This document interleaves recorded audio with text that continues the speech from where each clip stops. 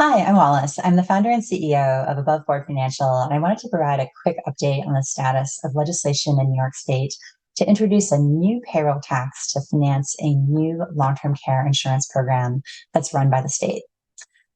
We've confirmed that this issue is very much alive and well. It is currently late October of 2023, and the sponsoring state senator's office intends to reintroduce revised legislation in 2024.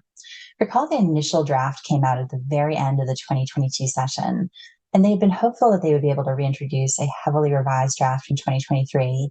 But as often happens with legislation, when you're undertaking a big, impactful project and there are a lot of different constituents to interact with, it can take a little bit of time. And so now the hope is to reintroduce this in 2024.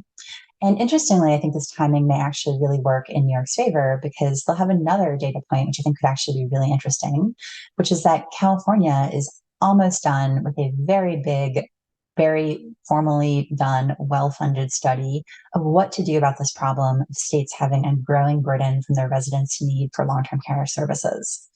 California started in early March of 2021.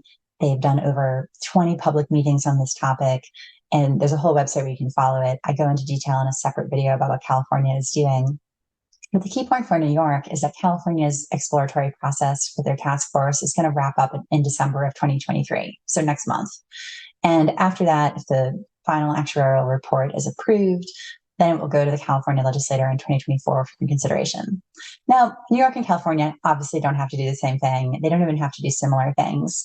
But I can definitely imagine that New York, with its generous Medicaid program and state income tax, and California, with its generous Medicaid program and state income tax, might be more philosophically aligned in how they want to think about this issue than, say, like Washington State was, where Washington State has no state income tax.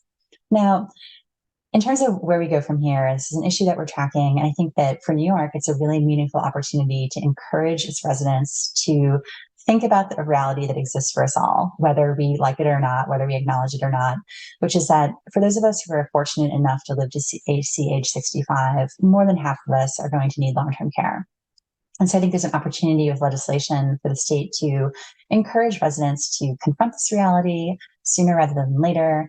And for people who can afford to make a plan, hopefully the legislation will empower people to do so, while also providing a safety net for those who don't have that option.